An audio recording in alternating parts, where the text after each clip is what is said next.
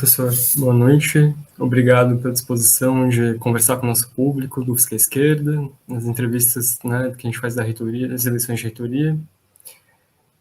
Queria começar com esse agradecimento e já pedindo para que você possa se apresentar ao nosso público, né, e perguntar para você por que ser candidato à reitoria nesse momento.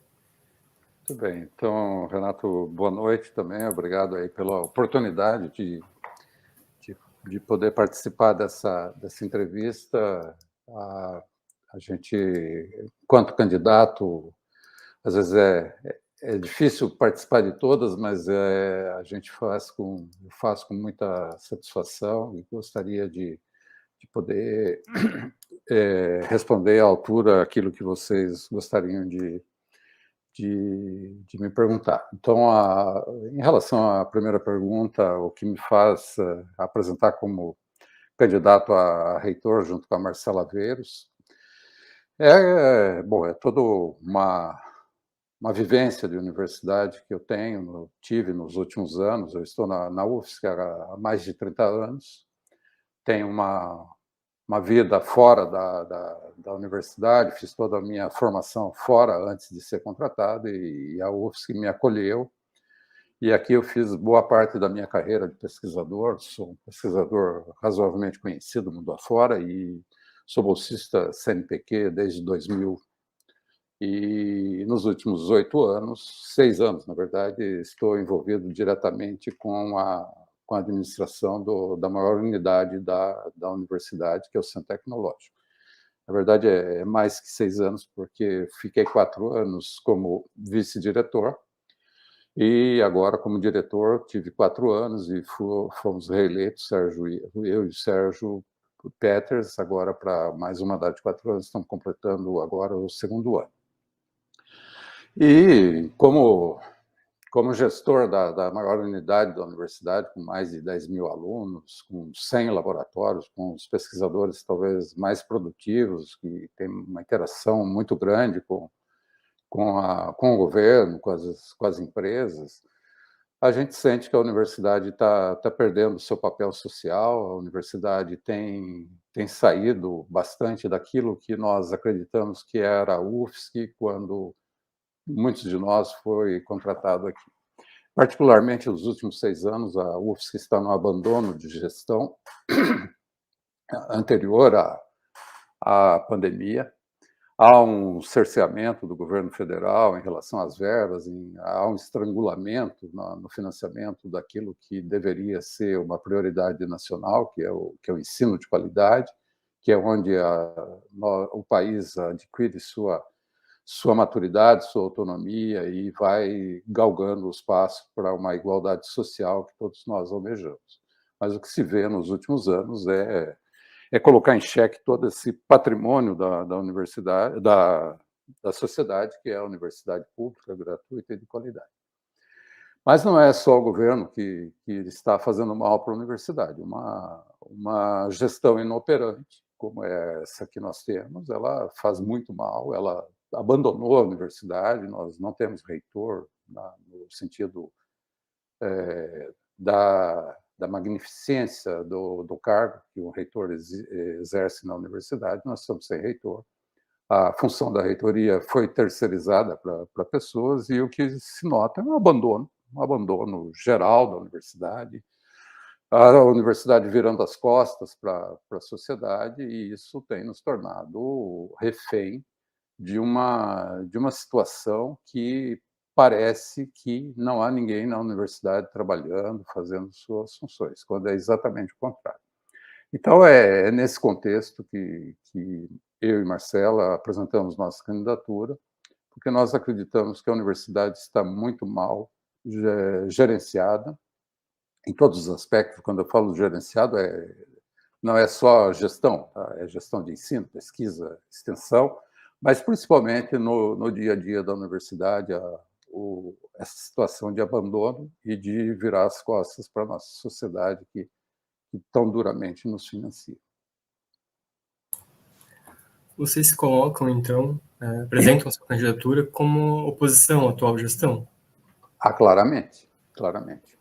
Oposição no sentido de que nós não concordamos com a forma de gestão, ou seja, oposição é uma palavra que às vezes é muito ambígua, né? Se você olhar ao longo da gestão do professor Ubaldo, eu nunca fiz oposição ao professor Ubaldo. Eu, sempre que houve momentos em que a universidade precisava de uma decisão, que precisava ser uma decisão colegiada, que precisava ser construída, sempre fui parceiro do professor Ubaldo, da professora Kátia. Eu cito recentemente, quando nós estávamos em xeque com a situação do próprio vestibular, em que nós já não tínhamos tido vestibular presencial, eu fui o relator do vestibular presencial, fiz todo uma análise bastante criteriosa de como poderia ocorrer, de como poderia ser feito com toda segurança, e isso foi aprovado por maioria no CON sem muitos problemas. Na mesma forma, na sequência disso, eu fui relator do retorno presencial, um tema extremamente espinhoso, e não me furtei em dar suporte àquilo que era um desejo da atual gestão, para que a gente fizesse um retorno que fosse um retorno que é um anseio da maior parte dos estudantes. Os estudantes, no momento que nós fomos pro remoto, eles se sentiram bastante acolhidos, mas nesse momento o nosso estudante, na maioria dos casos, ele está se sentindo abandonado. Então, eu não diria que é oposição à atual gestão, é um trabalho essencialmente de crítico em relação à inoperância da atual gestão nas atividades mais corriqueiras da universidade. A falta de representação, para mim, é talvez o caso mais clássico. Então, dizer oposição dentro da universidade, nós somos uma instituição de ensino de altíssima qualidade, então eu prefiro não usar esse termo, eu prefiro dizer o seguinte: eu me oponho à forma de gestão da atual gestão do professor Ubaldo e da professora Kátia, porque ela não corresponde mais aos anseios da universidade. Se isso é oposição, acho que não é. Acho que é um espírito crítico baseado na minha experiência de gestão e na minha forma de ver a falta de transparência, a falta de discussão nos caminhos da universidade. Como você caracteriza, então, essa forma de gestão da atual reitoria? Ela é, em muitos casos, inexistente. Nós temos, talvez, a pró-reitoria de graduação hoje, que ela faz um trabalho que melhorou um pouco, mas não consegue responder às principais demandas da gestão, seja desde dos nossos sistemas de controle acadêmico, até a atualização dos currículos, o suprir de professores nos cursos que foram criados. Então, nós temos esse problema. A pós-graduação é um pouquinho mais independente, porque tem verbas que vêm de fora do orçamento da universidade, mas ainda assim há mudanças estruturais que precisam ser feitas. Mas quando você vai nas atividades meios, e quando eu falo atividades meios, é a manutenção, o trabalho de você cuidar do ambiente, cuidar do orçamento. O orçamento é muito apertado, você tem um retrabalho enorme, você só consegue executar uma obra quando o prédio está quase caindo, e aí é uma obra que ela é um tapa-buraco, e depois, logo em seguida, você faz de novo. Então, nós temos um retrabalho que é muito, muito uso de recursos de forma inadequada. Então, há uma representação da universidade no ambiente externo que não se realiza. Então, o reitor hoje não é presente na Unifes, não é uma pessoa que leva, que discute com a bancada catarinense quais são as nossas dificuldades, onde nós precisamos buscar recurso, onde nós podemos contar com o apoio de deputados para que haja recurso.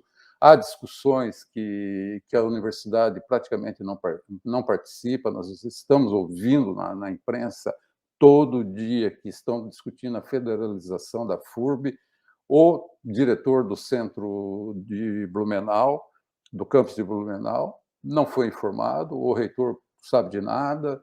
Então, esse, o que eu chamo de abandono assim, é virar as costas para a universidade. Parece que tudo está para fazer e ninguém toma a iniciativa de fazer. Então, nossa, enquanto unidade acadêmica, os centros e os campi, eles têm tido muita dificuldade de fazer com que a universidade siga em frente se não tem esse apoio de gestão para as atividades meio. Então, o diretor de centro, o chefe de departamento, que precisaria estar discutindo questões de relevância na formação dos nossos alunos, nas pesquisas, ele passa a ser um síndico que faz toda a demanda, que faz todo o pedido, e quando chega nos órgãos da universidade que deveriam executá-las, ficam parados. Então, esse é o panorama da atual gestão, é inoperância. Então, você avalia que a gestão do professor Ubaldo foi inoperante e que o seu projeto de gestão, né, na verdade, você comentou de 6 anos, então, desde a gestão anterior, da gestão do professor Cancelheiro. O professor Você... Cancellier, ele teve um apoio bastante grande, nós concorremos juntos e foi uma vitória apertada, mas foi uma vitória que eu reconheço como uma vitória digna, como uma vitória defensável do ponto de vista universitário. A vitória do professor Ubaldo já não é isso, né? Vocês já acompanharam isso, o professor Ubaldo, na época, lançou 17 portarias institucionalizando ou permitindo às 6 horas, às 30 horas, em setores que, notadamente, não poderiam fazer, colocando em risco, inclusive, a questão financeira de muitos dos nossos técnicos administrativos. Ele fez isso com o propósito de vencer a eleição e venceu. Então, é uma eleição que teve uma mácula bastante grande. Ele não mudou a gestão, então, na verdade, todas as pessoas que estavam lá, à exceção, talvez, do pró-reitor de pós-graduação, ficaram porque era esse o desejo daquele grupo de ficar no poder. E diferentemente do professor Cancellier, que tinha uma liderança, o professor Ubaldo não tem liderança. Ele fez a transição num momento muito difícil, um momento muito complicado na universidade, mas ele se deixou levar por essa vontade daquele grupo de permanecer no poder. Um grupo que já não tinha reconhecido a professora Lacoque como vice-reitora de fato, ou seja, fizeram um ato que eu, na época, denunciei como sendo algo inaceitável em qualquer lugar, mas principalmente no ambiente universitário. E isso a gente viu depois. A professora Lacoque nunca assumiu realmente a condição de vice-reitora. Ela foi uma pessoa escolhida para render votos para uma eleição.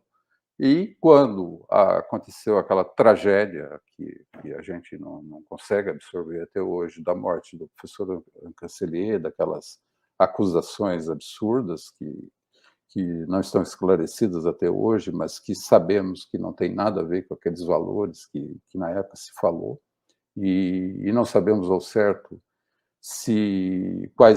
qual é o patamar. A CAPES fala em 17 milhões, a gente acha que não passa de 2 milhões, mas, enfim, foi uma tragédia. A professora Lacoque continuou não sendo reconhecida, foi praticamente escanteada. Você se lembra, a equipe se demissiona e deixa a professora Lacoque sozinha, e depois volta, e depois fica.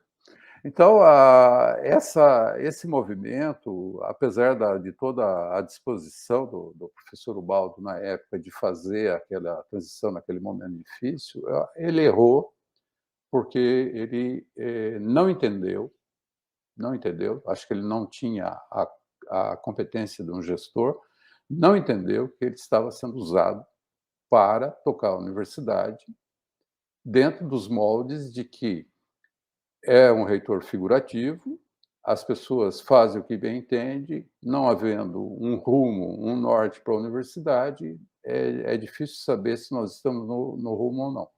A gente só percebe que o rumo é muito ruim, é perverso para a nossa universidade, depois que você vê todas as coisas desandarem, né? Então, essa transição e essa permanência do professor Ubaldo com a equipe, que ele não teve coragem de mudar, fez com que nós chegássemos nessa situação que a universidade se encontra hoje, que vai ficar muito evidente no dia 18 de abril, um pouquinho depois, ou um pouquinho antes do segundo turno da eleição. Ainda não está evidente por quem anda na universidade, por quem está no presencial há mais de um ano, como eu, como outros colegas em diversos centros do departamento.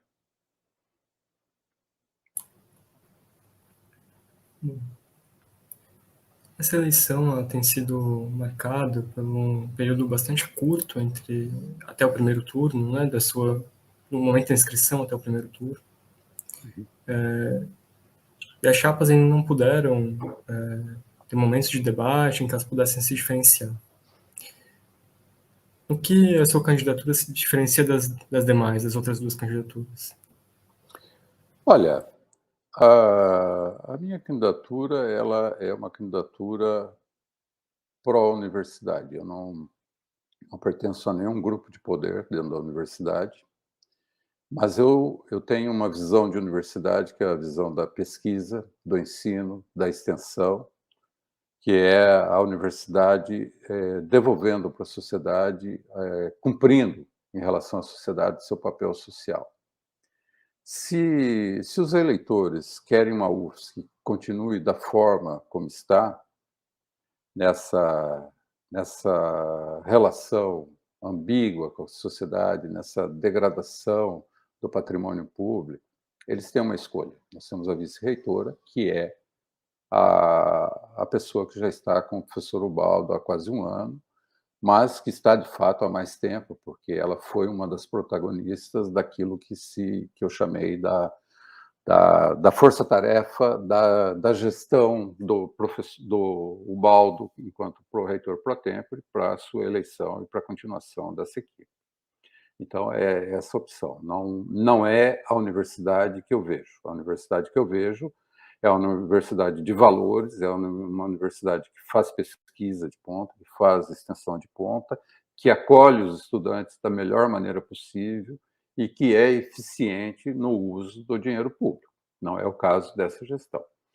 A chapa do professor Irineu e da professora Joana, ela tem um viés bastante político, traz para dentro da universidade vários partidos políticos que apoiam a chapa. Tem um grupo que está por trás do professor Irineu, que já esteve por trás de outras candidaturas, e vê a universidade como um partido político, como uma extensão do sindicato, que também não é a minha visão da universidade. Então, a minha visão da universidade é uma visão acadêmica, uma visão de eficiência, é uma visão de cuidado com o recurso público, de cuidado com as pessoas, de favorecer o desenvolvimento do técnico administrativo, desenvolvimento do docente e do estudante, oferecendo as melhores condições dentro desse orçamento apertado, dentro desse estrangulamento. Se as pessoas querem fazer manifestação política, tal, não vai ser dentro da reitoria. A reitoria vai dar abrigo a todos eles, mas ela, em particular, não é, no meu entendimento, tá? Ela não é o partido político, ela não é associada ao partido político, e ela não pode ser a continuação dessa gestão que aí está. Professor, você mencionou algumas vezes, né, que a universidade estão presentes na universidade alguns grupos de poder, diferentes grupos que estão relacionados ao poder. Você poderia caracterizar um pouco melhor que grupos são esses que você faz referência? A universidade, ela tem 40 mil jovens e ela tem cerca de 6 mil pessoas que têm um nível social mais elevado, que tem um salário melhor que o grosso da população. Então, ela é uma disputa de vários grupos que gostariam de ter hegemonia.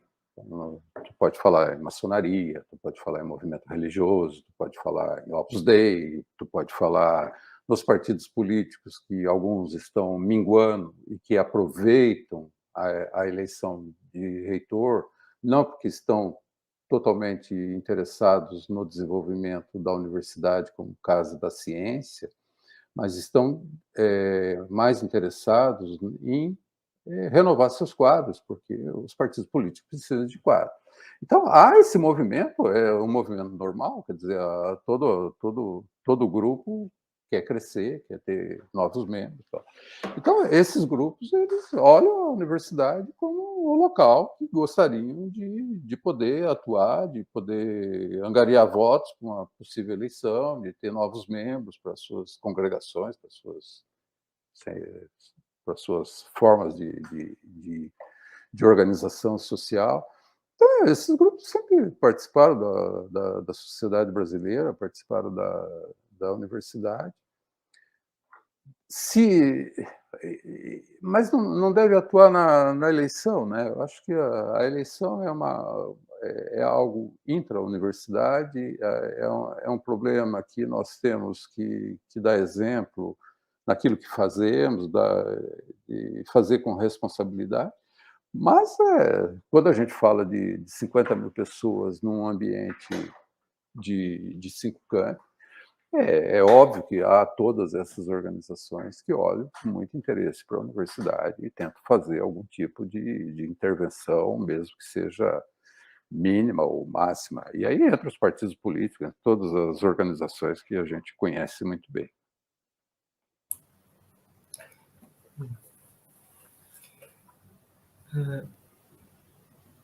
Ainda sobre a sua candidatura, sobre a apresentação da sua candidatura, você foi candidato em 2015, em 2018 e agora novamente em 2022.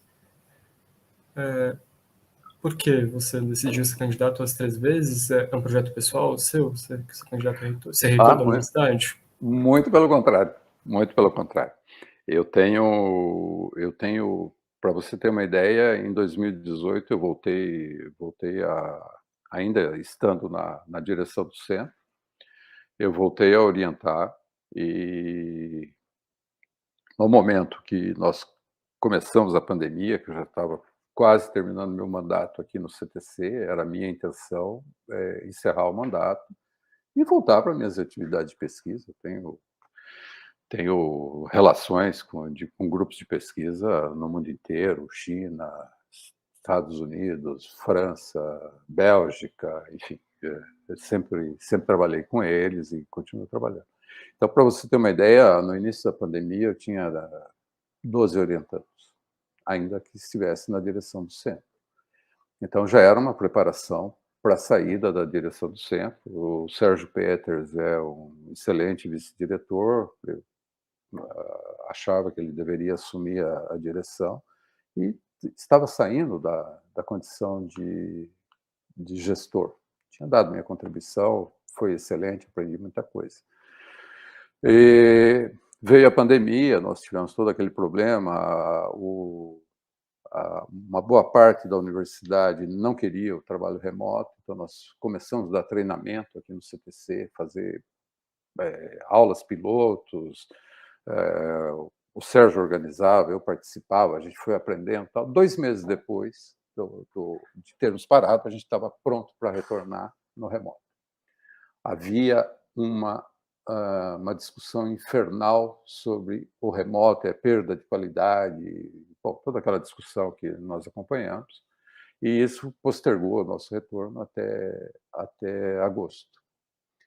Em 31 de agosto nós retornamos e fomos tocando, mas é sempre uma dificuldade, muita gente morrendo, a gente não sabia ainda como seria a vida durante a pandemia, até que em setembro, outubro, nós tínhamos que decidir o que fazer na direção do centro, porque tinha eleição. Eu pedi para o Sérgio se ele não poderia ser candidato com outra pessoa, ele me pediu: "Edson, nós estamos numa pandemia, seria bom, tu tens uma boa relação com todos os centros, no conselho universitário, seria bom que tu continuasses aqui, porque com isso a gente toca essa época de pandemia. Depois, se daqui 2 anos tu achar que deve sair, tu sai, quando terminar a pandemia, mas fica agora, porque é uma situação muito difícil". Muitos alunos também vieram falar, bom, enfim. Nós tivemos uma chapa concorrente, mas a nossa eleição foi com mais de 80% dos votos, mostrando, sim, que as pessoas confiavam naquilo que a gente fazia, se sentiam acolhidos com o trabalho que nós fizemos durante a pandemia. Isso foi, para mim, uma situação difícil, até do ponto de vista familiar, porque minha esposa e meus filhos, minha esposa ia fazer um pós-doutorado na Finlândia, nós não sabíamos ainda se a bolsa saía ou não.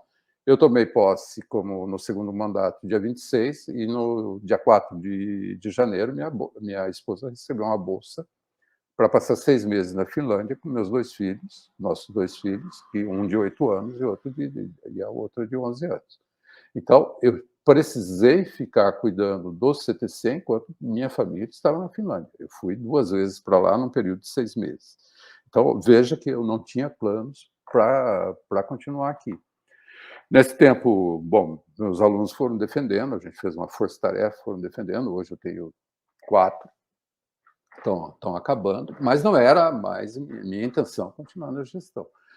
Mas a situação foi degradando, já estava muito ruim antes da pandemia, mas durante a pandemia a situação na universidade foi degradando, o reitor não aparece, a reitoria foi terceirizada e as pessoas me procuravam: "Professor, o que nós fazemos?". Então, isso foi indo até que culminou agora com a possibilidade de eleição e com a possibilidade de ter 2 chapas, o pedido e as discussões em torno de uma terceira candidatura foram enormes, e eu acabei, como fiz na época da pandemia para a reeleição do centro, acabei aceitando mais uma vez, ainda nesses 5 anos que me faltam para me aposentar, a a essa incumbência coletiva de dirigir a universidade, da possibilidade de dirigir a universidade, nesse contexto de ter que reconstruir boa parte do nosso patrimônio que foi perdido. Então, não é um projeto pessoal, muito pelo contrário, é um esforço pessoal, é um trabalho pessoal que está me colocando até restrições do ponto de vista familiar, de necessidade dos meus filhos, que estão numa idade que precisam muito de pai e da mãe presentes. E 4 anos, mais 4 anos numa gestão que toma o tempo como uma reitoria, a gestão do CPC já toma muito tempo, a reitoria toma muito mais, não é algo que eu planejava ter no final da minha carreira, muito pelo contrário. Tá certo. Professor, ainda sobre a apresentação da sua candidatura, um último tópico que eu gostaria de te perguntar. Você tem se colocado, de um certo modo, entre as polaridades, né? Entre diferentes polos que disputam a universidade. Uhum. Essa não é uma forma de tentar neutralizar essa polaridade? Há diferentes projetos, na verdade, né, em disputa no interior da universidade.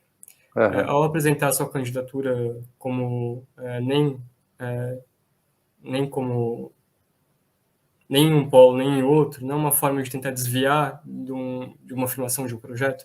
E uma pergunta complementar. Você tem dito, você tem se apresentado dessa forma. Eu te pergunto como que os movimentos, né, das três categorias, o movimento sindical dos docentes, dos técnicos, o movimento estudantil, podem esperar de você se você for reitor. Muito bem. Por não ser um político no sentido, digamos assim, mais conhecido do termo, muitas vezes eu me expresso: "Ah, não sou nem de direita, não sou nem de esquerda", mas, eu sou muito politizado, vivi uma época difícil da da vida política brasileira, né. Eu nasci em 60, então 64, golpe civil militar. Meu pai, funcionário público municipal, cabeça a prêmio o tempo todo, qualquer manifestação que fizesse, que fosse contra o governo, qualquer coisa desse tipo. E eu sempre estudei em escola pública, então eu tenho essa formação muito, que lembra muito essa época. E a partir dos meus 17 anos, eu sempre fui uma pessoa muito ativa politicamente. Conheci os grandes movimentos da redemocratização do Brasil, todo o nascimento do Lula, Fernando Henrique, Andrade Serpa, Ulisses Guimarães, enfim, Leonel Brizola, viviam no Unicamp, eu quase 2 vezes por semana estava sempre participando desses movimentos. Então, eu sou politizado, mas eu na gestão não gosto dessa politização, porque é uma forma de você trazer para dentro da gestão uma um posicionamento que não precisa. O reitor pode ser politizado, mas não precisa trazer para a reitoria essa politização. Então, às vezes eu me expresso dessa forma e talvez dê um entendimento ambíguo. Todas as categorias, a universidade está baseada num tripé, em 2, na verdade.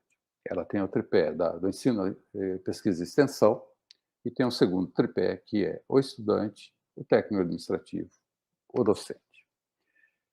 Se você tira uma dessas categorias, se você minimiza o valor de uma dessas categorias, você desmonta a universidade. Então, eu não suporto essa criação de uma discórdia entre categorias que muitas pessoas fazem, porque não tem nada para oferecer de melhor.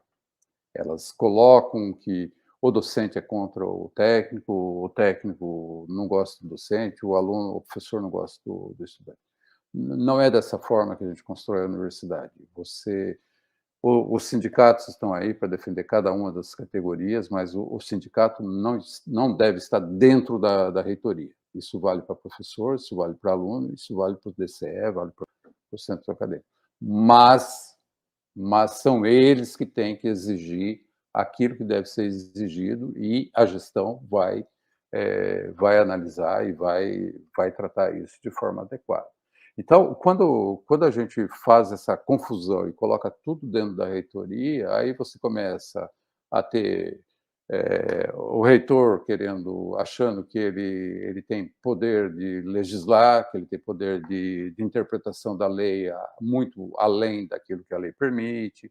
Então, eu não tenho essa percepção de universidade. Então, eu não fujo do debate político, eu não fujo da responsabilidade que você deve ter politicamente, mas eu prefiro não me adequar àquilo que as pessoas precisam rotular para poder entender o seu adversário, o seu interlocutor. Isso eu tento não dar essa satisfação às pessoas que precisam colocar um rótulo, colocar um carimbo na pessoa, porque se ela não rotular a pessoa, ela não consegue entender. Tem uma dificuldade de entender como que uma pessoa pode se manifestar de forma independente sem essa rotulação, que para mim é completamente desnecessária.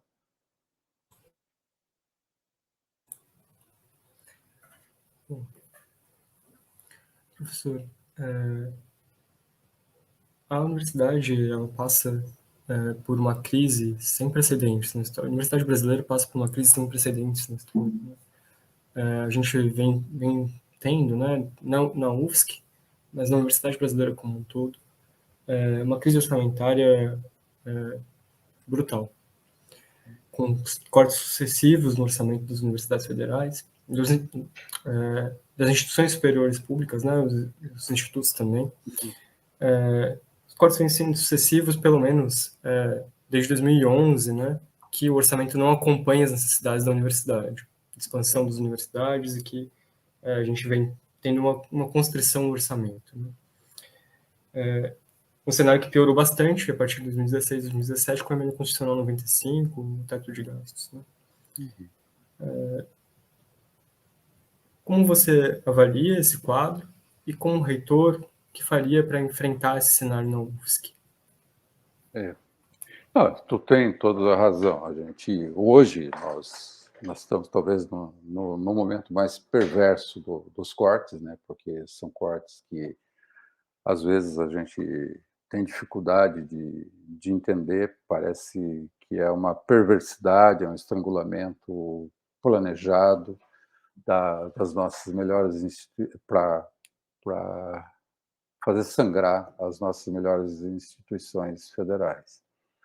Mas nós vivemos momentos muito difíceis, né? Tu fala de 2011 para cá, mas nós tivemos talvez um grande pesquisador, um pesquisador reconhecido, não sei se grande ou não, que foi Fernando Henrique Cardoso, e foi um dos momentos assim mais trágicos do meu início na universidade. Foi um momento que eu senti vontade de sair da universidade, como muitos colegas hoje têm vontade de sair da universidade, porque parece que não tem uma visão de futuro, isso aqui vai continuar assim. Felizmente, esse lado cíclico, periódico da universidade tem altos e baixos, e isso vai depois, vai passar um momento, a gente vai voltar a ter algum tipo de alento. Mas tu tem toda a razão, né? Nos últimos anos, aquilo que nós recebemos não dá mais para a gente manter uma instituição com as novas demandas que nós temos, né? Hoje nós recebemos muitos alunos pelo SISU, e um aluno que vem do SISU, ele vem de longe às vezes, né? E esse aluno, na maior parte das vezes, ele precisa de bolsa permanência, ele precisa de alguma ajuda financeira para se manter. E isso aperta muito o orçamento da universidade. A gente tem muitos recursos da universidade que são muito carimbados, né? E a universidade não é muito transparente. A gente tem setores da universidade que têm uma relação um pouco mais direta com o reitor, então faz negociações que depois, lá no longo prazo, vão estrangular o orçamento que já é apertado. Então, nós chegamos a ter já 170 milhões de reais de custeio, hoje nós estamos por volta de 132 milhões, que é completamente insuficiente para manter a universidade funcionando. E se você olha todo o trabalho que precisa fazer na universidade para que ela volte a estar em condições de receber os estudantes no dia 18 de abril, ele está longe, está muito longe de ser aquilo que a gente precisa, né? Hoje fui na biblioteca, todo o sistema de ar-condicionado está quebrado, tem pedaços da biblioteca que estão interditados porque não houve manutenção necessária. Restaurante universitário, mesma coisa. Então, esse tipo de coisa é terrível, né? Mas, voltando ao orçamento. Então, esse é um processo cíclico que foi apertado quando nós entramos no Reúne. E se você for procurar, nós tivemos grupos muito radicais na universidade que sempre foram contra o Reúne. Impediram a universidade de participar do Reúne, e a universidade só entrou no Reúne no limite do tempo. O Reúne levou a universidade para locais que a população precisava de uma universidade federal. Mas, diferentemente daquilo que ocorreu em outras universidades, esse atraso radical fez com que nós entrássemos tardiamente. Então, as outras universidades já estavam com os prédios construídos, as outras universidades já estavam com os cursos definidos, com professores contratados. Nós entramos mais tarde, tivemos que fazer tudo ao mesmo tempo. Então, você vai em Joinville, ainda falta professor, você vai em Araranguá, o curso de medicina quase parou, porque falta professor, você vai em Blumenau, não tem sede própria, falta professor. Joinville conseguiu uma solução que foi negociada entre a vice-reitora e o reitor, que é o Parque Perini, que tem um custo que, no mês de janeiro, beirava R$560 mil por mês, mais R$50 mil de condomínio, que vai estrangulando o orçamento da universidade. Por quê? Porque a decisão que nós tomamos lá atrás, ela foi postergada no limite por grupos radicais que não queriam que a universidade chegasse mais próximo do povo, das pessoas, da população, que precisavam, que queriam a universidade, que queriam a expansão das vagas das federais. Então, tem essa parcela de culpa.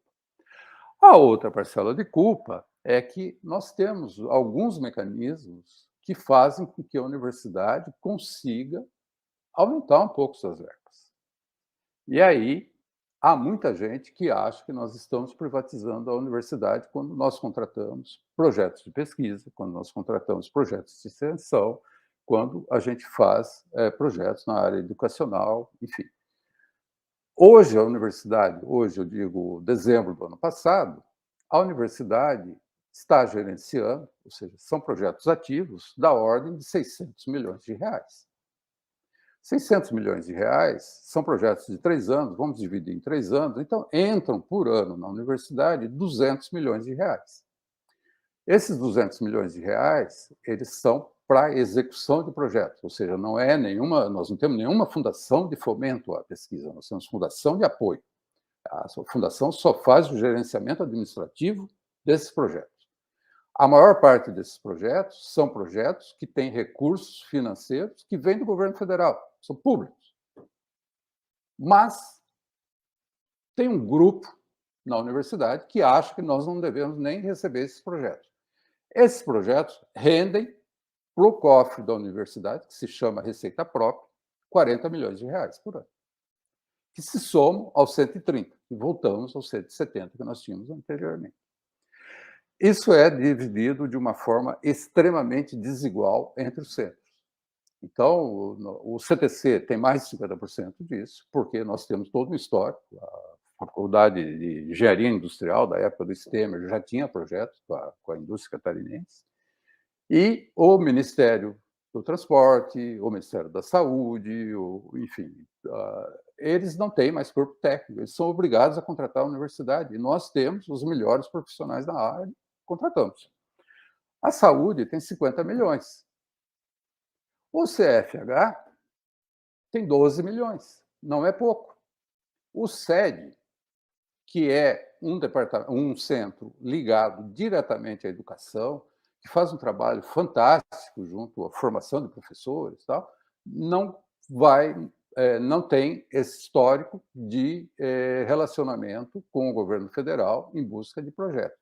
Entretanto, nós temos acordos internacionais entre a UFSC, entre a Unesco, entre a ONU, que exige que haja fundos que financiem esse tipo de trabalho, esse tipo de pesquisa, esse tipo de extensão. E, estranhamente, não vem recurso para esses locais. Hoje, eu vou falar de cabeça, provavelmente eu vou errar, mas talvez tenha 2 milhões de projetos sendo gerenciados pelo SEG. Então, há um entendimento errôneo daquilo que são os projetos de pesquisa, os projetos de extensão, a fonte desses recursos e como isso deve ser gerenciado pela universidade, dentro da transparência, enfim. O EAD levou a universidade nos locais que ninguém chegava, transformou a vida de um monte de gente. Hoje nós estamos com o problema do EAD, desde a fatídica prisão do Cancelier, e nós não estamos conseguindo os recursos necessários para para voltar a funcionar o EAD, ainda com uma dívida que a CAPES quer cobrar de nós, da ordem de 17 milhões. Então, esse tipo de entendimento daquilo que é o financiamento da universidade precisa ser modernizado, precisa ser melhor explicado. Há muitos dados que as pessoas usam, elas divulgam, sem saber o que estão divulgando. Professor, você comentou sobre o projeto Reúne, mas veja, ao assumir que as dificuldades que a universidade, que a UFSC enfrentou, né, na expansão do Reúne, tenha sido em função do atraso da adesão ao Reúne, né, que na sua avaliação ocorreu pelos movimentos, né, na verdade, pelas denúncias que os movimentos vinham fazendo, né, em relação ao tipo de expansão que o Reúne propunha para a universidade. Não é uma forma de obliterar o papel que o próprio governo central, o próprio Estado brasileiro teve em descontinuar o financiamento da universidade, em constrangir o orçamento da universidade, porque os problemas de expansão eles não vêm exatamente da falta de orçamento. Os problemas de expansão, eles não vêm somente da falta de orçamento. O problema é que nós entramos tardiamente, quando as outras universidades, Brasil afora, principalmente universidades do Nordeste, do Rio Grande do Sul, enfim, do Paraná, eles entraram no momento certo. A Federal do Rio Grande do Norte entrou no momento certo. É claro que ela hoje tem um estrangulamento, como todas as universidades têm, mas o nosso é maior. É maior porque quando você vai nos campi, os cursos que foram implantados, eles foram implantados tardiamente, era uma demanda, foram postergados no máximo possível por discussões intermináveis de caráter mais ideológico, sem considerar a demanda da população, da sociedade. Agora, que país no mundo dobrou o número de vagas no ensino superior público gratuito, dizendo para a universidade: me diga onde e quais cursos vocês querem?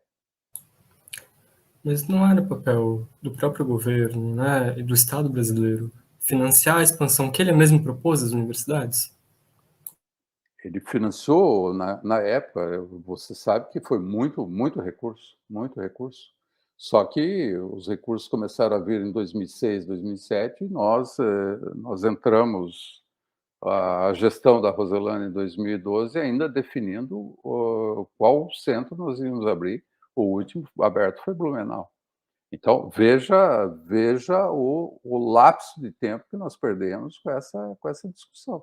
Agora, a universidade disse que curso eu quero, fez uma análise, boa ou ruim, mas fez uma análise da qual era a demanda, o que deveria ser feito, e só que, no momento, já estava decrescendo o financiamento, porque ah, tinha um valor para aquilo, então outras universidades entraram tardiamente, então isso, claro, desbalanceou o orçamento e nós pegamos a sobra do orçamento, enquanto outros pegaram o início do orçamento. Tu vai em várias universidades, os prédios são de primeiríssima qualidade, foram construídos, os cursos foram instalados, não tem problema de local, não tem problema de nada. Hoje, essa entrada tardia faz com que nós paguemos aluguel em Joinville, tendo um prédio que foi investido 30 milhões, está inacabado na curva do arroz. Nós estamos em Blumenau pagando aluguel, lá entramos mais tarde. Em Curitibano, nós temos um prédio que ainda não está acabado, não foi inaugurado, não está disponível ainda, o segundo prédio. E Araranguá, nós estamos no aluguel daquele prédio da Unisul, que já tem vários problemas estruturais, mas nós não temos como sair de lá. E agora, por sorte, com a aprovação do curso de medicina, com uma verba direcionada, a gente está construindo no terreno do Mato Alto, e vamos ter um alívio, talvez, para essa instalação. Mas, eu repito, nós entramos tardiamente quando o orçamento da expansão já estava razoavelmente alocado. Eu vou citar, de novo, para comparação disso que eu estou falando, a entrada na EBSER. Nós passamos anos discutindo a entrada na EBSER. Anos, até que num dado momento, eu me lembro, eu era candidato, me perguntaram, nós vamos ou não vamos entrar na EBSER? Eu falei, não tem outra solução, nós temos que entrar. Fui bastante criticado pela decisão na época, mas entramos, aquele processo, que foi um processo difícil, na época da Roselândia. Hoje, o HU tem problemas, a própria universidade, ela se distanciou do HU, o HU não consegue essa proximidade que tinha com a universidade. Não creio que seja por causa da EBSER. A EBSER colocou 820 profissionais no HU, então o HU está funcionando, conseguiu atender a todo esse trauma que passamos pela pandemia. Há pessoas que acham que nós devemos sair da EBSER. Ainda há gente que quer. E nós temos uma lista de hospitais universitários no Brasil que estão esperando a gente sair para eles entrarem. Porque sabem que, se não entrarem, eles vão se fechar. Então, nós estamos ainda com essa discussão sobre a necessidade ou não de entrar na EBSER. Tu vê o tamanho do problema que, muitas vezes, a gente cria por questões puramente ideológicas. Vai no HU, o HU está funcionando muito bem, está atendendo a população, não para de chegar pessoas do interior, tal. Tem problema? Todo mundo tem problema, porque o orçamento está curto. Mas se nós não estivéssemos entrado na EBSER, com esse corte de orçamento que as universidades e os hospitais universitários ligados às universidades estão sofrendo, provavelmente mais da metade dos leitos do HU já estariam fechados. Bom, mas esses são problemas criados por nós ou criados contra a universidade, pelo governo federal? Porque, vê, não seria o caso, sem nem mesmo entrar no mérito, né, da avaliação do programa Reúne, mas não seria o caso do governo federal financiar plenamente um programa que ele mesmo apresentou às universidades? O subfinanciamento que o próprio governo impôs, não foi isso que criou um problema para as universidades? Problema a mais para as universidades? E complementa a pergunta, né? Essa forma de subfinanciamento das universidades esse sucessivo subfinanciamento direto da universidade, né, pela via do orçamento da União, não cria, não impõe à universidade, né,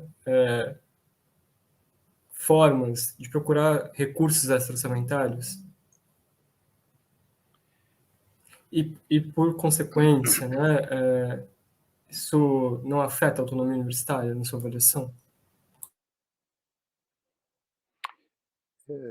Não afeta. Se tu fores em qualquer universidade mundo afora, ela tem um orçamento que, quando é pública, né, do governo federal, e ela tem um orçamento que ela gerencia, que ela recebe de trabalhos de pesquisa de altíssimo nível que a universidade realiza. A gente fala muito na UFSC, porque a UFSC, talvez os grandes projetos de monta e os grandes projetos de maior volume, né, eles são da área de engenharia, mas não é o caso na maior parte das universidades brasileiras. Boa parte delas tem projetos na área de saúde, muitos têm na área de administração, de economia, de finanças. Tu vai na Inglaterra, tem várias universidades na área de linguística, que é um campo extremamente fértil por tudo que nós estamos passando em avanço tecnológico. Então, isso é a realidade. Achar que todo o recurso vem do governo federal é uma forma de de de achar que nós precisamos o tempo todo ser financiados pelo governo federal. Eu acharia ótimo, mas nós não somos um país rico, né, nesse nível para poder financiar tudo que a gente faz na universidade. Mas a universidade tem um potencial de desenvolvimento, de pesquisa, de extensão, de inovação, que é fantástico, que é fantástico. E a as pessoas, a universidade, a tua carreira enquanto pesquisador, quem faz é você, né. Quem faz é o pesquisador. A universidade ela atua muito pouco nisso, ela não direciona o pesquisador, ela contrata pra ela faz um concurso e faz. Então essas pessoas, elas precisam desenvolver suas carreiras e não tem, instituição de ensino, de pesquisa no mundo que consiga financiar, projetos a fundo perdido. Quem faz isso são outros organismos, né. Então, quando a gente imagina que tudo que a universidade, vai fazer precisa de um recurso somente do governo federal, é tirar da universidade a capacidade que ela tem de fazer esse desenvolvimento, que é talvez a maior contribuição que ela tem para a nação, para o projeto de nação. Se você for trabalhar com aquele dinheiro que vem só do governo federal, primeiro, pelas razões que nós estamos num país que é pobre, pobre, a população é muito pobre, né? O país é rico, mas a população é muito pobre. Então, nós temos outras prioridades sociais do que aumentar todo o financiamento que a universidade exige. E, além disso, talvez nós estaríamos ainda mais de costas viradas para a sociedade que nos financia. Então, eu não vejo problema nenhum do financiamento externo da universidade. Isso não é perda de autonomia, muito pelo contrário, é a universidade se fazer presente, se fazer necessária no desenvolvimento da nação, com recursos que ela mostra que, pela sua competência, pela competência dos seus membros, dos integrantes da universidade, ela consegue fazer mudanças que são mudanças fantásticas na sociedade. Olha a sociedade de Florianópolis. Você tem um quarto do orçamento do município vem de recursos do fundo dos municípios, um quarto vem dos impostos, IPTU, enfim, um quarto vem do turismo, nós somos uma cidade turística, né, e é muito recurso que entra, e um quarto de onde vem? Das empresas de cunho tecnológico, 90% que foram baseadas aqui na universidade. Olha a contribuição. Então, eu não entendo por que todo o recurso precisa vir do governo federal. Eu adoraria, mas nós somos um país de população pobre, população na miséria, de uma quantidade cada vez maior, né. A gente tinha voltado a um patamar bem melhor anos atrás, hoje a gente está de novo a fome está na rua, a fome está no sinal, as pessoas não conseguem ter uma refeição decente por dia, e nós queremos ainda que todo o recurso que o governo tem extra ou que consiga gerar, vá para a universidade. Acho que nós precisamos ser um pouquinho mais críticos em relação a esse tema. Bom, professor, ainda nessa temática, o orçamento das universidades ele vem sendo subfinanciado, como a gente vem discutindo, né? Mas também há um montante, né, significativo do fundo público que é transferido à iniciativa privada pela via das renúncias fiscais ou pela via do investimento direto, né? E no caso das universidades, tem servido inclusive para financiar as universidades privadas, né? No caso do FIES especificamente, Isso tem sido apontado nas pesquisas, né, inclusive aqui no departamento de educação, no programa de pós-graduação em educação, né, por diversas pesquisas.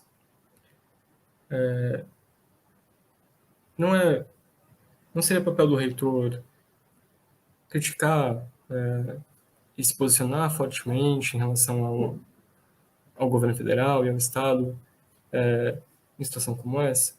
Pois não é simplesmente que não há recurso, né? A destinação dos próprios recursos que está em questão. Isso por um lado. Por outro, já queria emendar uma segunda pergunta, porque tem a ver, né, com esse processo, né, de reconfiguração da universidade, que a gente tem visto também através do subfinanciamento. O governo federal ele propôs, né, já no ano passado, montou alguns grupos de trabalho, começa a circular, né, uma proposta do governo em relação à expansão da universidade no formato à distância, né, com o Reúne Digital. Qual a sua posição sobre esse projeto e qual a sua avaliação sobre o avanço do ensino à distância na universidade pública? Bom, voltando ao financiamento, à dívida pública, esse é um problema que nós acho que temos acordo. Se a gente diminuísse uma pequena parcela daquilo que pagamos de impostos, provavelmente, de juros, provavelmente nossa população seria menos faminta, uma parte dela. Mas esse é um modelo que está difícil de quebrar, né? Não, acho que nós não encontraremos não encontraremos nenhum reitor que não seja crítico a isso, porque é algo que os nossos melhores economistas, seja ele qualquer tendência que você procure, eles têm essa opinião de que a gente gasta muito dinheiro com juros e muito dinheiro desse é para enriquecer poucos. Agora, quando a gente fala de a FIES a gente precisa tomar um pouquinho mais de cuidado, né? Porque, por um lado, há um grupo na universidade que é contra a expansão, que foi contra a expansão e que é contra o FIES.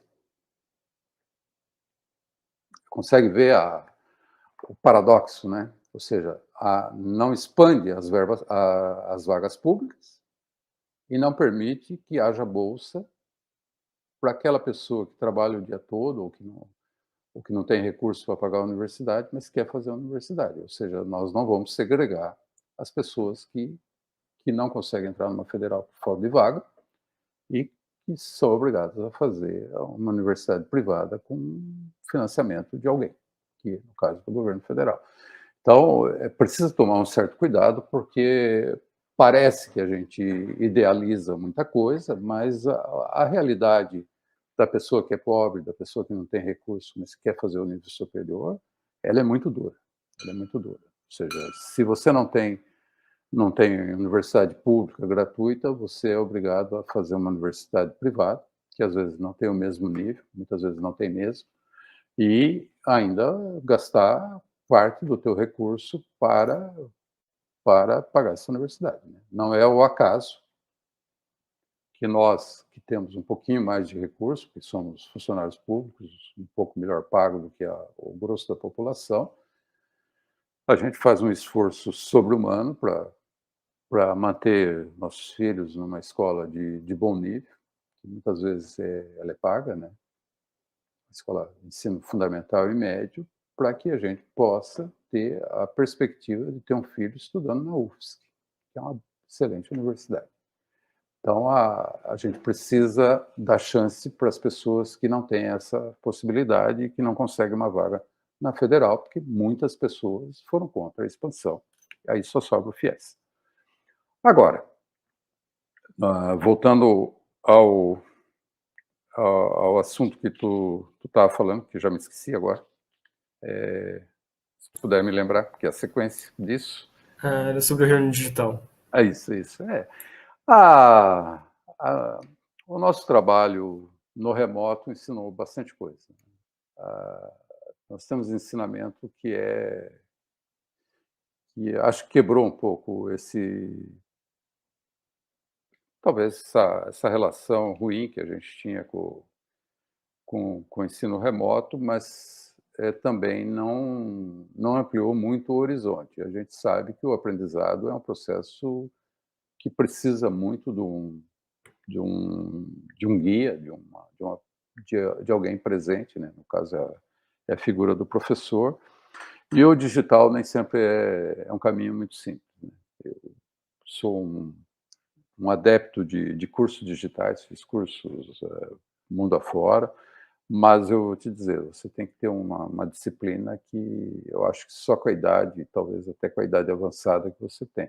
Então, essa é uma forma que o governo está encontrando de talvez ampliar um pouco o número de jovens universitários, mas que o nível é muito baixo, muito baixo. Tanto é que, quando você olha o que é ofertado nas universidades privadas, o preço é baixíssimo. E quando você olha o conteúdo, é um conteúdo informativo, raramente é formativo. Então, isso precisa tomar muito cuidado, nós temos que ser muito críticos, nós temos pessoas que são grandes estudiosos desse assunto, seja na educação, seja, enfim, em vários setores da universidade, e não é a solução, não é a solução. Mas há ferramentas no ensino remoto, isso a pandemia nos ensinou, que elas precisam ser incorporadas no dia a dia do nosso ensino, até porque ela tem ajudado bastante a suprir as dificuldades que os nossos alunos têm quando entram na universidade, sejam eles pela pelo vestibular, pelo SISU, todos os nossos alunos, independente da área, eu falo na área, tecnológica, porque conheço mais.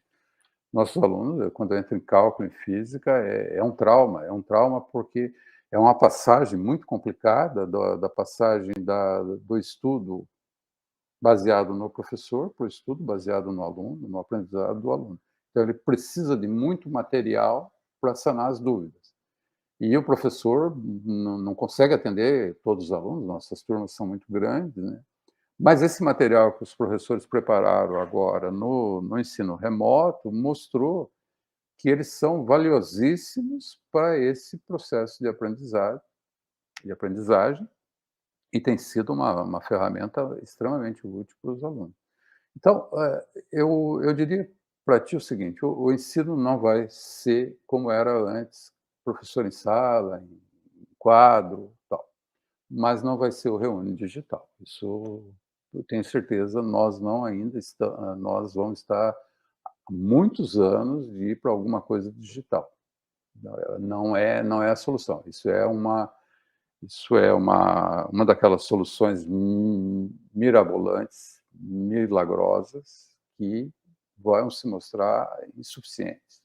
Quando você pega um aluno, uma aluna de universidade federal formada dentro daquele processo que a gente tem de construção do currículo, ele é imbatível, porque mudam conceitos. Vou de novo voltar para a área tecnológica, para não citar outras áreas que eu conheço menos.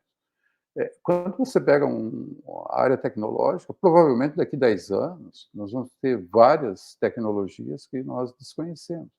O nosso aluno formado aqui na UFSC, nossa aluna, eles são capazes de se adaptar a essa nova tecnologia e contribuir para que ela seja desenvolvida, seja implantada. Enquanto que um aluno que tem uma formação muito supérflua, muito superficial, ele não consegue, ele vai ter que fazer outro curso e ele vai estar sempre correndo atrás do prejuízo. Então, não é uma solução, não é uma solução, é algo para entrar nas estatísticas, mas não é algo formativo naquilo que a gente conhece como formação digna desse nome. Mas na sua avaliação, a universidade já não tem incorporado formas híbridas, né, como as que estão presentes, inclusive, no meio digital, na sua própria estrutura interna? Por exemplo, com a reforma da pós-graduação realizada pela reitoria, que foi aprovada por ampla maioria no Conselho Universitário, a reforma da Resolução 95, que agora é a Resolução 54, que permite formas híbridas de ensino na pós-graduação, inclusive chegou a circular, né, chegou a ser apresentada à Câmara de Graduação uma proposta da reitoria que permitiria aos cursos de graduação adotar 40% da carga horária em regime à distância, né? Dos cursos presenciais. Na sua avaliação, isso já não é uma forma de adaptar a universidade ao reino digital? A gente está comparando coisas distintas, né.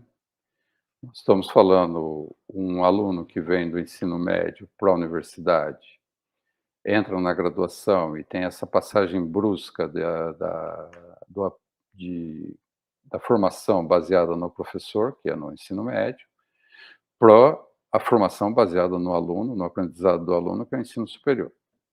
Imaginando que a gente fez isso de forma correta, com os 20% que se permite fazer hoje, que vários dos nossos cursos não utilizam, mas poderíamos chegar a ter 20% do não presencial. Agora, quando a gente fala de pós-graduação, a gente fala de mestrado e doutorado, nós estamos falando de outro tipo de estudante. Você pega o mestrado, o que é um mestre? O que é formar um mestre? É fazer uma dissertação? Não, é uma formação para a pesquisa. E por isso que ele tem um período curto de disciplinas e um período longo de trabalho individual, orientado. O que é um doutorado? É um passo à frente. Eu, por exemplo, eu fiz doutorado na época considerada a maior universidade tecnológica da Europa, a Universidade de Paris 6. Eu nunca fiz uma disciplina, nunca cursei uma disciplina, porque já tinha um mestrado, eu era considerado um jovem pesquisador, e na avaliação do grupo lá que me recebeu na Universidade de Paris 6, disseram: "Não, esse doutorando não precisa fazer disciplina". Então, nesse caso, e estou falando na pós-graduação, nós não podemos pensar de uma forma escolar. Nós temos que pensar que nós estamos formando pesquisadores, são pessoas que têm que dirigir pesquisa. Então, o trabalho final de um mestrando, o trabalho final do doutorando, não é a tese, é ele. Nós formamos um mestre, nós formamos um doutor. Se essa pessoa, se esse estudante, ele é incapaz de seguir um curso que tem uma parte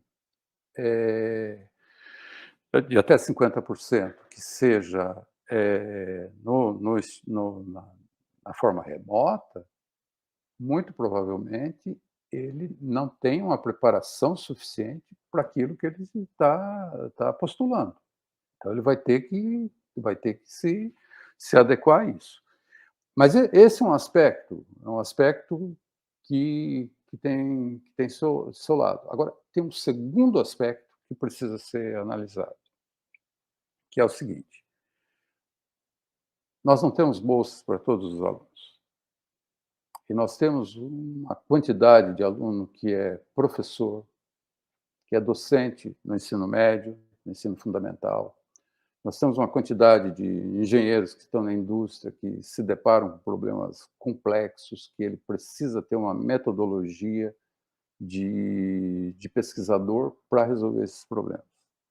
Estou citando 2 casos, mas poderia citar médico, poderia citar todas as profissões. Essa pessoa não tem como parar o trabalho dela para vir para a universidade em tempo integral. Mas essa possibilidade de fazer uma parte no remoto, ela abre uma perspectiva para esse aluno que ele não tinha antes.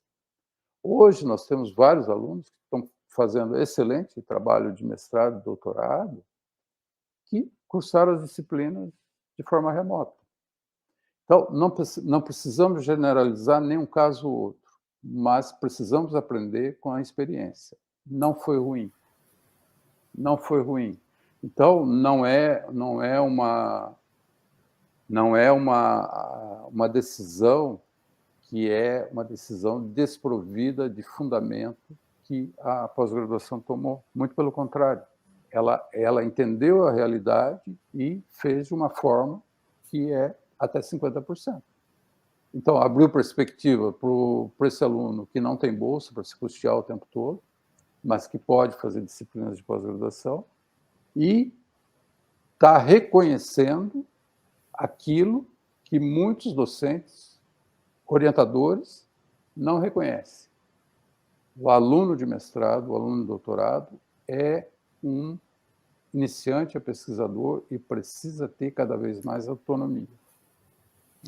Então, eu separaria as coisas. Tá? Uma coisa é o remoto exagerado na graduação, eu sou contra, e outra coisa é aumentar um pouco o remoto na pós-graduação, que eu sou a favor. Professor, uma última pergunta para a gente ir encerrando nossa entrevista. Não seria, por exemplo, o papel do reitor exigir do governo federal, exigir dos órgãos de fomento a recomposição das bolsas da pós-graduação?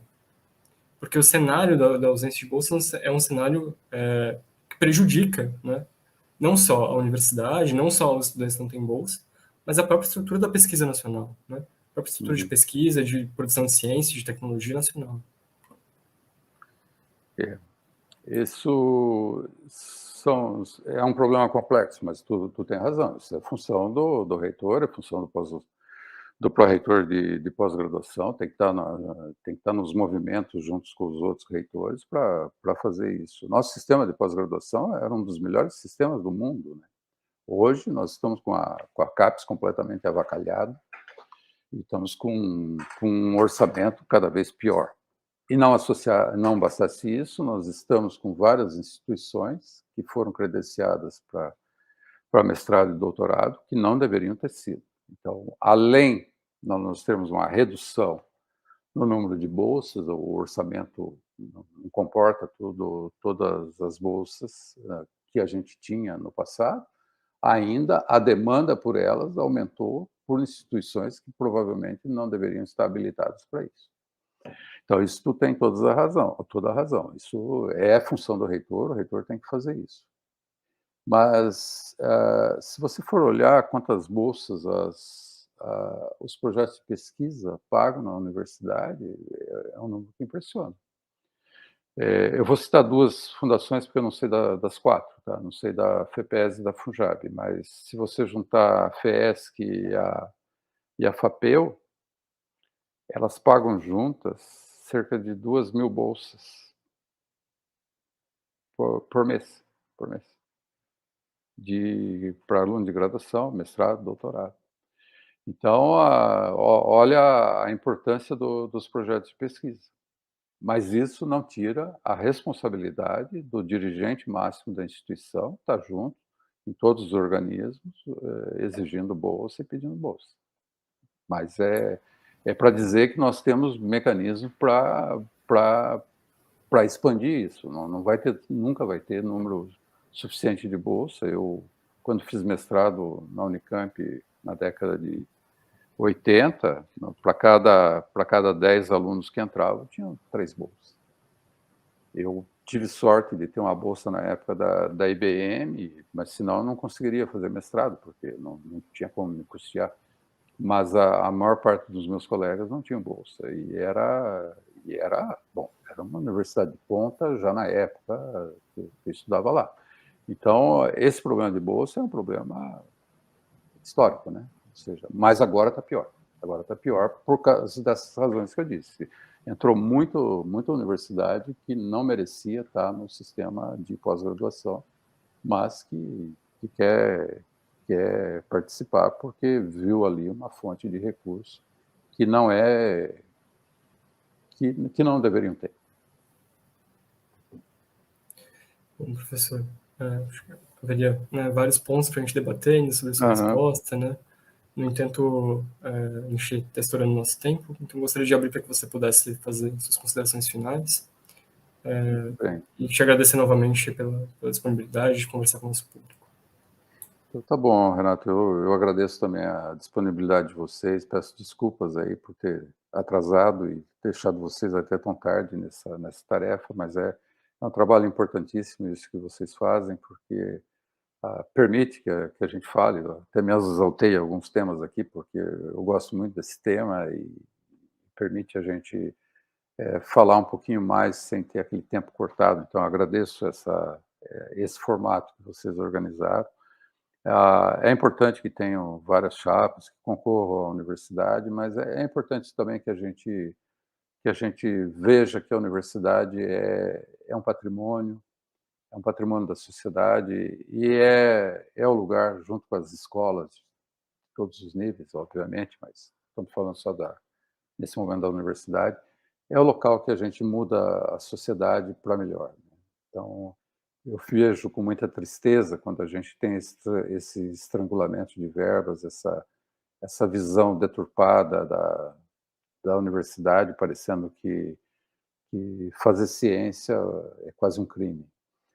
E é importante que a gente, enquanto membros dessa comunidade, que é uma comunidade esclarecida, né, deveria ser pelo menos, a boa parte é esclarecida, que a gente lute por esses ideais, porque é assim que a gente constrói uma nação, é assim que a gente consegue fazer com que o país se desenvolva, né. A potencialidade do Brasil é enorme, mas a forma da organização da nossa sociedade, o coletivo na nossa sociedade é infantil, para dizer o mínimo, tá.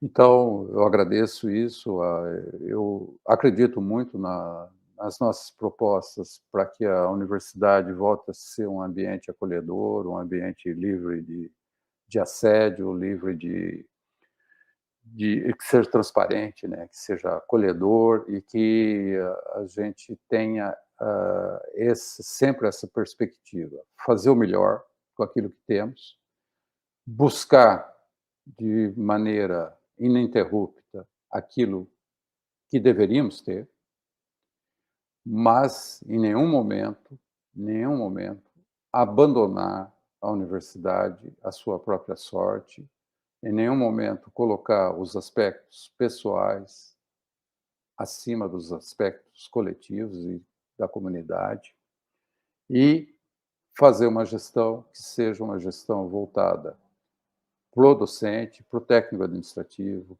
para o estudante e, principalmente, para a sociedade. E sempre transparente, sempre dentro de toda a legalidade que é exigida. Porque nós trabalhamos com dinheiro público, nós não podemos fazer uso do dinheiro público de uma forma que a instituição venha a ser cobrada depois e não consiga esclarecer.